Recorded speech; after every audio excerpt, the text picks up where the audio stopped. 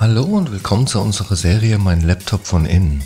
Hier möchte ich euch in einem schnellen Überblick zeigen, wie ihr den Akku tauscht und wie ihr an die wichtigsten Komponenten herankommt, wie SSD, RAM, Lüfter.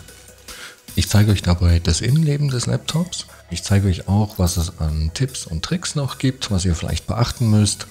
Und dass es im Grunde genommen nicht so schwer ist, einen Laptop aufzuschrauben und an die einzelnen Komponenten heranzukommen. Legen wir los!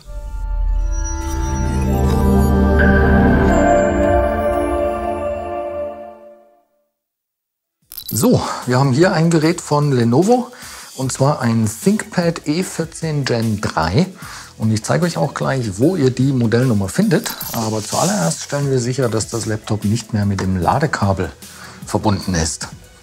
Die genaue Bezeichnung findet man hier unten und zwar genau hier, auch super gut zu lesen. Und ja, mit dieser Bezeichnung findet ihr eben super einfach und schnell alle Ersatzteile speziell für dieses Gerät bei uns im Shop. Generell kann man zu dem Gerät noch sagen, dass ein Displaytausch hier relativ einfach ist. Und zwar muss man dafür nur den Frontrahmen abnehmen und kommt so an das Display ran. Auch die Schiene kann man getrennt einfach abnehmen und genau, das ist also ziemlich einfach. Bei der Tastatur ist es so, die kommt zusammen mit dem Topcase, das heißt, da muss man wirklich alles ausbauen und dann in das neue Topcase wieder einbauen. Das Touchpad könnte man hingegen auch einzeln tauschen.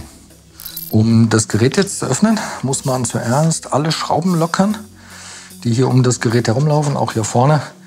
Und bei dem Modell ist es so, die bleiben allesamt im Gehäuse. Die werden also wirklich nur gelockert, kommen aber nicht ganz raus. Die hängen dann hier quasi locker drin. Und das sind auch ganz normale Kreuzschrauben. Ich benutze hier für alle Arbeiten ein super praktisches Universalwerkzeugset.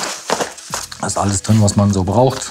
Pinzetten, Öffner, ein Schraubendreherset mit echt allen erdenklichen Aufsätzen. Habe ich mir jetzt hier schon mal zurechtgelegt. Und wie gesagt, ganz normale Kreuzschrauben. Das heißt, da kann man am besten hier ein PH0 dafür benutzen. Und ja, den kann man auch für alle Arbeiten im Gerät dann verwenden.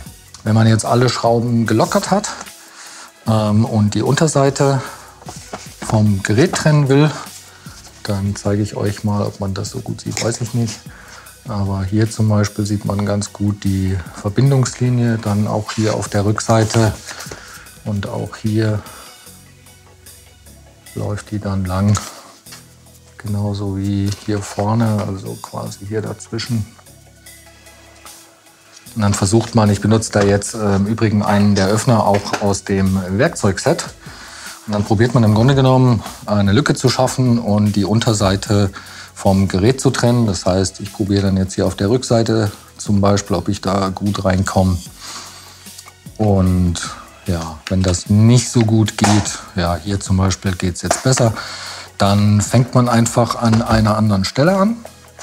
Und hier ist es auch so, also es geht immer auch ein bisschen darum, ob das Gerät schon mal geöffnet wurde oder nicht. Und es geht immer ein bisschen schwerer, wenn es noch nie geöffnet wurde, aber das Prinzip ist immer das gleiche. Man versucht irgendwo eine Öffnung zu schaffen, wo es gerade am leichtesten geht.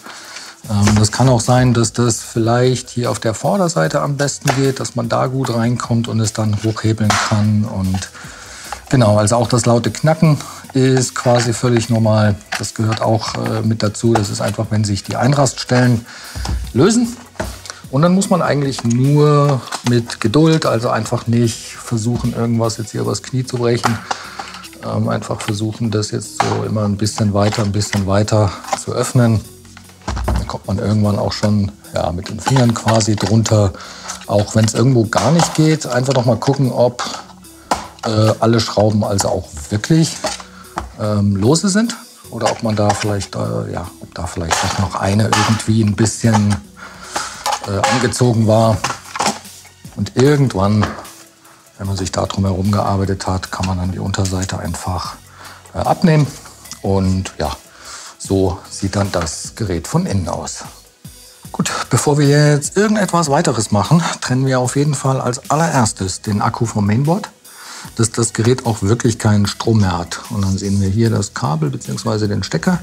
Und den kann man jetzt einfach in die Richtung rausziehen. Da gibt es auch so eine kleine Haltevorrichtung.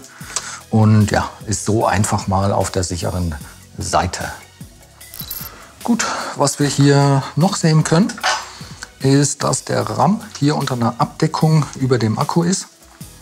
Dann sehen wir hier drüben die erste SSD. Da passt auch tatsächlich nur eine verkürzte rein. Es gibt aber hier drüben auch noch Platz für eine zweite SSD, für eine ganz normale lange SSD. Dann ja, sehen wir hier das WLAN-Modul mit den beiden Antennen. Der Lüfter samt Heatsink ist natürlich hier.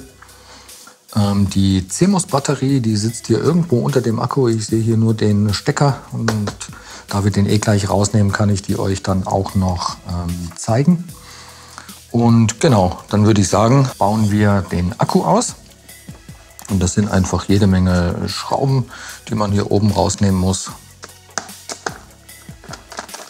Genau, und wenn die Schrauben dann raus sind, kann man den Akku einfach anheben und easy aus dem Gerät nehmen. Und so gegebenenfalls natürlich auch tauschen. Hier genau da sitzt die CMOS-Batterie hier, die ist nur aufgeklebt, die kann man also einfach hier weglupfen. Und ja, beim Akku ist es so, solltet ihr euch da entschieden haben, den hauseigenen IPC-Akku zu verwenden, dann zeige ich euch hier ganz schnell, wie man den wieder einbaut. Der ist natürlich exakt für dieses Gerät gedacht. Das heißt, hier vorne hat es so kleine Ausbuchtungen. Das hängt man hier wieder ein, lässt den nach unten fallen. Dann sitzt der auch schon richtig in der Position. Und dann muss man eben nur noch die ganzen Schrauben wieder fest anziehen. Und ich sag mal, das Wichtigste beim Akku-Einbau ist, dass man am Ende nicht vergisst, auch den Stecker wieder mit dem Mainboard zu verbinden. Ja, der kommt dann eben da rein und genau wie beim Original dann einfach bis ganz nach hinten. Und also mega einfach, einen Akku zu tauschen.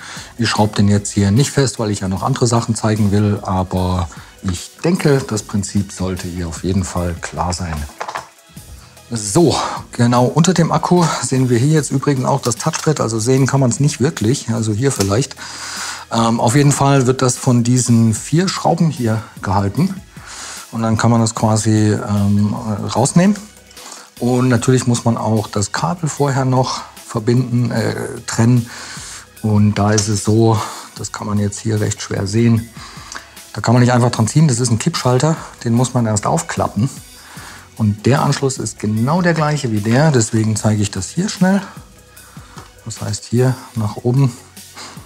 Und ich vermute mal, dass das hier noch ein bisschen aufgeklebt ist. Ja, ist es auch. Und dann kann man das so eben rausnehmen. Und wie gesagt, das ist hier unten genau dasselbe Spiel. Ne? Das wird einfach aufgeklappt und rausgenommen. Und dann kann man hier auch diese schwarzen Linien sehen auf dem Kabel. Das heißt, da sieht man auch, bis wohin das wieder rein muss. Dann wird das einfach wieder zugeklappt. Und hier oben gegebenenfalls dann genauso. Wobei, das müsstet ihr jetzt gar nicht lösen. Müssen wir das dann nur eigentlich das machen. Genau, bis ganz zum Anschlag rein. Zuklappen und dann, ja, also relativ einfach hier das Touchpad zu tauschen. Der RAM, wie gesagt, sitzt unter dieser Abdeckung. Die wird aber hier nur von diesen Klammern an der Seite gehalten. Das heißt, das kann man eigentlich tatsächlich einfach mit den Fingern hier nach oben ziehen. Und dann sieht man, dass dieses Modell sowohl aufgelöteten RAM-Speicher hat, als auch einen tauschbaren. Und bei dem ist es so, auch der wird nur von 2 silbernen Klammern hier gehalten. Und wenn man die so ein bisschen nach außen zieht, dann kann man den hier einfach rausziehen und so gegebenenfalls auch tauschen. Und das ist auch so, dass der nur in eine Richtung wieder reingeht. Also der würde so gar nicht wieder zurückgehen. Das sieht man auch sehr gut. Da kommt zurück in den Slot, wird nach unten gedrückt, bis die Klammern wieder einrasten. Und ja, so schnell hat man den nachgerüstet oder ausgetauscht. Und dann muss man eigentlich nur die Abdeckung hier wieder auf die Klammern machen. Und ja, easy peasy. Genauso einfach ist übrigens auch die SSD oder die SSDs. Die werden jetzt beide nur von einer Schraube gehalten, entweder hier oder hier. Das heißt, sobald man die löst oder rausnimmt, kann man die SSD dann hier einfach nach hinten aus dem Slot ziehen. Und ja, Das ist auch das gleiche Prinzip wie beim RAM gerade. Also die würde jetzt in dem Fall so gar nicht reingehen. Die geht immer nur in eine Richtung rein. Und in beiden Fällen ja, kommt die einfach eben wieder in den Slot bis ganz zum Anschlag. Sieht man dann auch, dass die Rundung hier drauf passt und muss einfach nur wieder verschraubt werden. Beim Lüfter ist es hier so, dass man den nicht einzeln tauschen kann. Der kommt also nur komplett zusammen mit dem Heatsink. Das heißt, das muss man auf jeden Fall hier rausnehmen. Beim Lüfter selber muss man auch schauen, weil hier die WLAN-Kabel drumherum laufen und auch das Kabel hier vorne. Das ist, falls man das ganz wegmachen will, die gleiche Steckverbindung wie hier.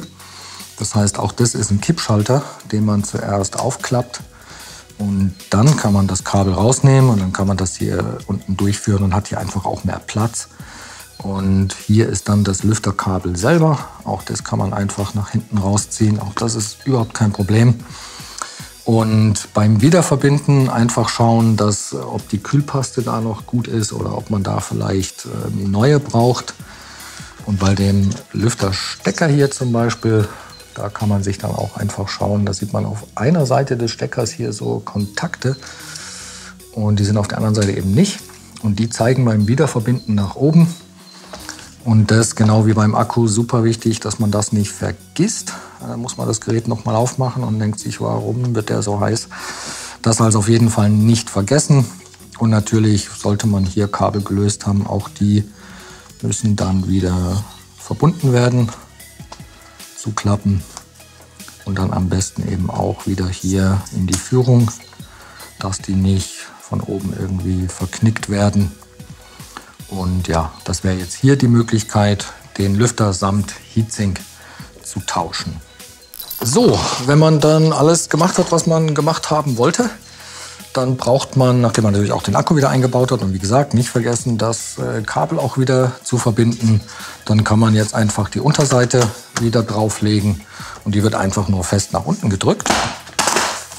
Das hört man auch super, wie alles wieder einrastet. Ich gehe am Ende dann auch immer noch einmal um das Gerät herum und schaue, dass hier wirklich keine Lücken mehr zu sehen sind, dass hier alles wieder verschlossen ist. Ja, und dann muss man nur alle Schrauben wieder festziehen und ist ratzfatz damit durch. So, ich hoffe, das Video hat euch weitergeholfen. Wenn ihr noch Fragen oder auch Anregungen habt, lasst uns gerne einen Kommentar da. Und dann wünsche ich euch viel Spaß beim Schrauben. Bis zum nächsten Mal. Ciao.